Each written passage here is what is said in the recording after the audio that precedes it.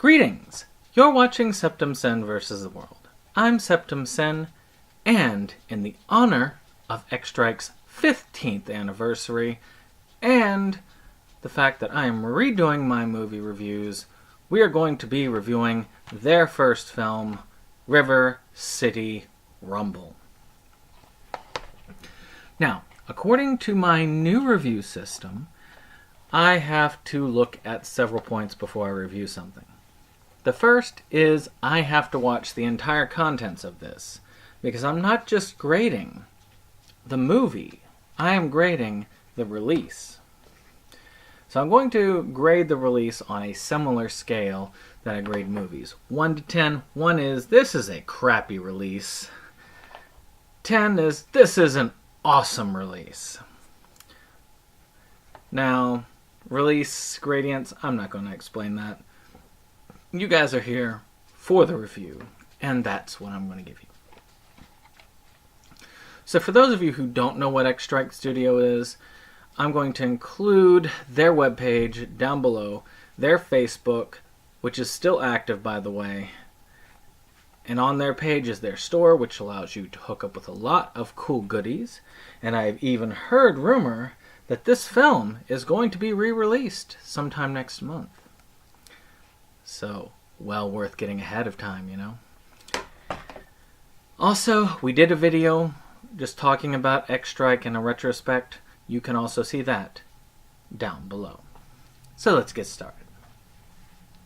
I was first introduced to X-Strike by a friend of mine. He used to travel to the various cons. He did artwork and in general got to mingle with a bunch of the people. He saw them, and this was about the time of their third film release, either the P-Rappa or Silent Horror. It was in that area. And let me know about this group. It was widely known, as evidenced by the Ed Wood box set in the back, that I like cheesy movies. And these people also released on physical media. And even back then, I loved physical media. We're talking in the early thousands here. So, what comes on said video? Well, you've got your audio commentary, which you know by the main people buy it. You get some good insight. You've got your evil zombie commentary, which mocks you originally for watching all this other stuff, but in general is entertaining to listen through. I'm not sure I recommend all the way through with that. Outtake Reel. The River City Ransom Live, as performed by the Smash Brothers. 40 minutes of MagFest 2.0 documentary, which is rather cool. And then for those of you who like those types of cons, this is a good one. It's an early, this one was early on con. Shows how it evolves. And you get to see some of the cool things with people bringing computers, doing LAN. For those of you who aren't old enough to remember, that's when you would hook up your computers together so that you could play multiplayer, because the internet was not exactly, you know, a big thing, or at least not like it is today, back in those days. There's also the music video featuring DJ Potato, and then the Edge of the World short film. And of course you've got your X-Strike trailers. So, the Edge of the World short film, it's a funny little film. It's about basically, well, think of your flat earthers were actually, you know, proven right. You know, I think even down to the part where it actually labels it Edge of the World. I really do think that it was worth the watch. It's a very small, as I said, short film. So, take a gander. Now, let's talk about price. You could, originally I got this for a decent price. I think it was about $10. You can get most X-Strike films for about $5 a piece now, except for this one. I hope they get it released for a good price. Maybe get a Blu-ray going. It would be kind of cool. One of these days, well, I doubt I'll be able to get all of them to sign, but it would be nice. Maybe if I can tour the cons again and I can see them at the con. I got to meet them once. And maybe one day I will meet them again. So, let's talk about River City Rumble. This is chiefly based off of the NES game River City Ransom. Now, you're going to see me mess up over and over again, or not, about River City Ransom. Now, River City Ransom is your basic beat-em-up game. I actually really like this style of beat-em-up. I really like Super Dodgeball, and they're very similar characters, though I never got to play it. Which is the funny thing. I got to watch it, but I never got to play it. I played Double Dragon. I played Final Fight later on when that was popular. But I never got to play River City Ransom. Now, in that, you got money, you bought new moves, and you genuinely got stronger and evolved. It was a pretty cool and complex game. But it also had many video game tropes, which are kind of weird in this day and age. Well, maybe not. It's really common to see these tropes, and they don't make much sense. And this one really makes it understandable. I mean, just like this part at the beginning. What's the plan? Well, kidnappers gave me this note. Huh. Lay it on me.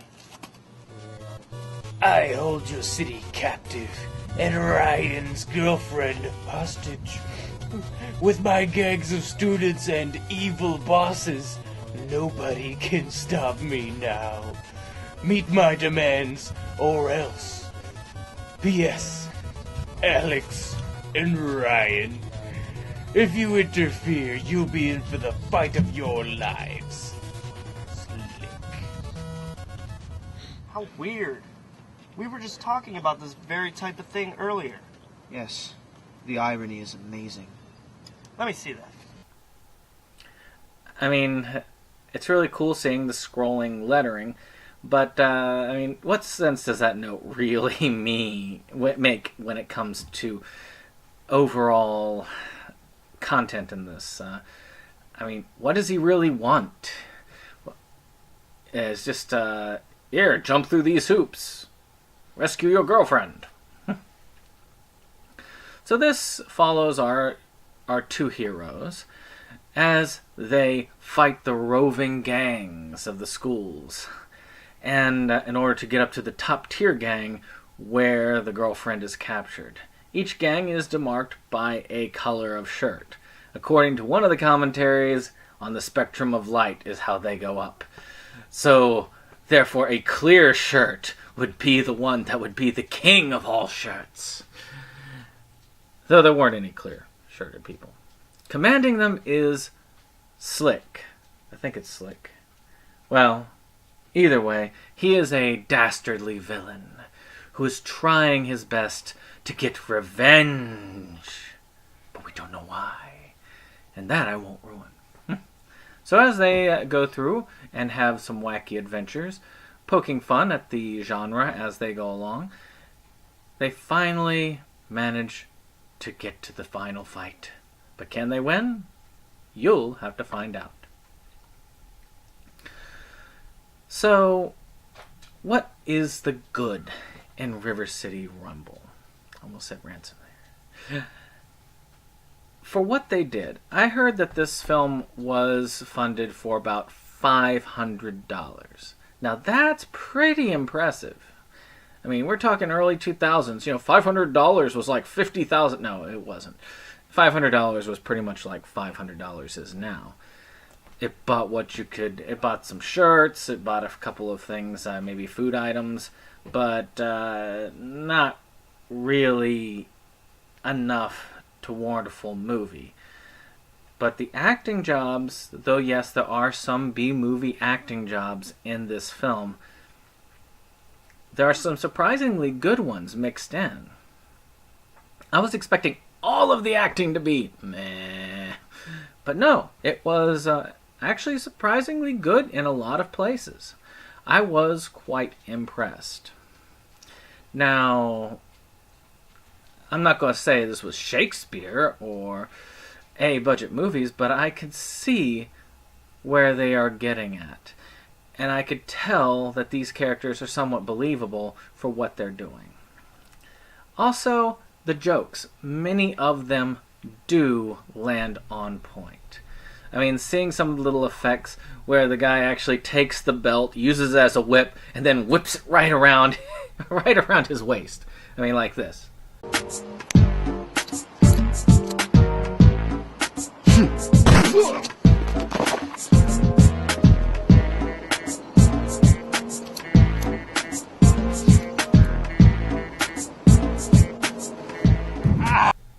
I mean, I thought that was hilarious.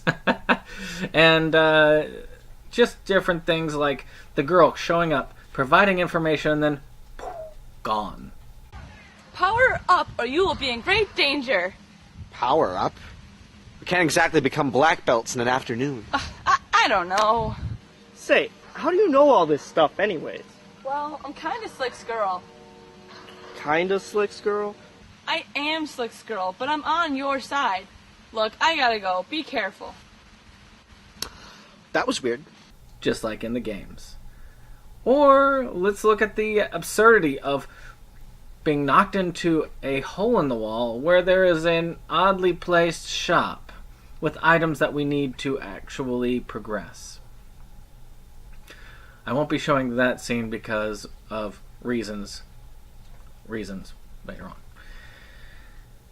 Also, I enjoyed the music. The music is a play on these games. You get to hear it, and it makes you nostalgic for those periods. If you're somebody my age who grew up on Nintendo, I don't mean Super Nintendo, I mean Nintendo. My first system was a Commodore 64. Yes, I'm old. And you're going to listen to this and you're just going to go, wow, this is cool. And even for those of you on the newer generations, the retro is coming back. And that means this is also coming back. So what are the bad points? Well, I only really had 2 sticking points for this film. One is it dragged at points. The second watch through, or third watch through, I think it's third watch through, I was actually more psyched up. I felt more attuned. When I first watched this film, I wasn't sure what to expect. But after watching it the first time, a lot of those down points did not drag like it did the first time. There are still some points where I'll admit I lost. It took me a couple of times to just go through it and say, oh, okay, yeah. And that is a lower point. And then the other point which bugs me more than the prior, which is usually weird because any type of slight boredom is a huge sin, but it wasn't as much boredom as just slight dragging. That was the lighting. The lighting in some scenes, especially the shop scene, I mean, that was abysmal. I know what they were going for there, but the lighting made it incredibly hard to see what was going on. I felt like I was staring at a black screen for a lot of it, and I was just ready for it to end so that I could get on to scenes I could see better. I think there were a couple other examples of this, but that one was the one that shone the best. I mean, even the scenes with Slick, which were done pretty much in total darkness, you could see him and his minions very well. So, again, I think this is more by design than it was by accident, which is why I bring it up more. And I'm hoping that maybe if they do like a Blu-ray release or a high-res release, that will actually be fixed in that sort of thing. Sort of like with Camp Blood, I've been told that if I can take a look at a higher definition release, the darkness will lift up a little bit better. So overall, does River City Ransom fit the X-Strike motto to create good video game movies as opposed to the trash that had been released prior? For God's sakes! Did you just throw brass knuckles at me? Yeah, I guess. Sorry.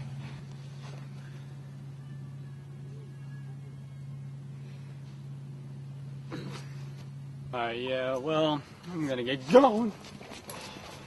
Hey, Beach, where are you going? Come back here! Oh shit! Yes, I'm looking at you,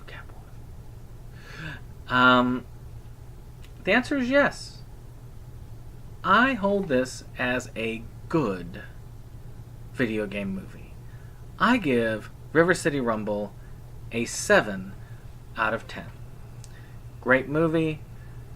Not the best of their stuff, but certainly a great watch, a good recommend.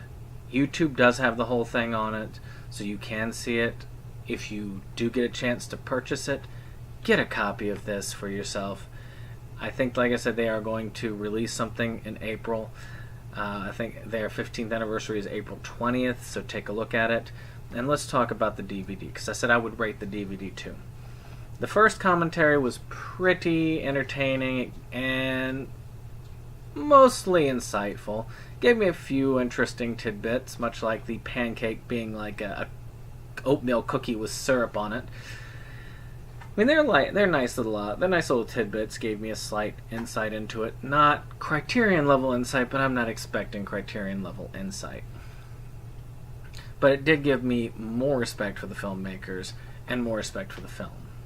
The zombie commentary was slightly entertaining, but for the most part worthless. I might show the beginning of it where they mock you for watching it, but otherwise I really don't think I'll watch that one again. The short film, as I said, pretty good. The music video, decent. And I really like the documentaries on this. I really thought they were good.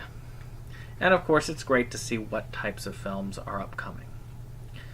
So I give the DVD an 8 out of 10.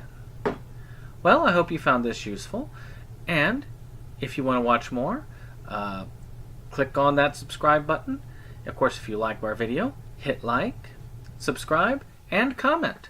I would be glad to actually see more comments on this page. I enjoy interacting with you as an audience, and I'm hoping that as we build our family here, we will gain more power. I will see you on the next one. Goodbye.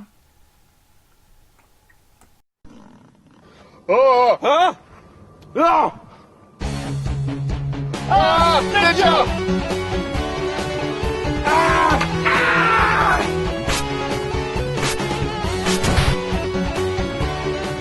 Boy, that was crazy.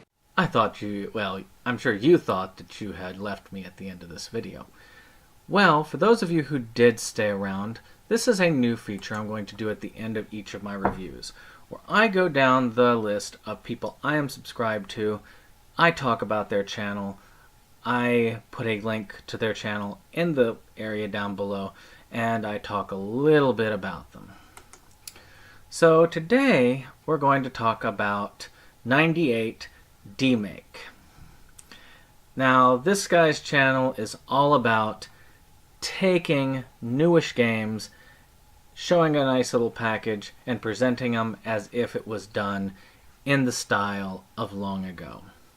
For instance, one of the more recent ones that he did was if Minecraft was made in 1998.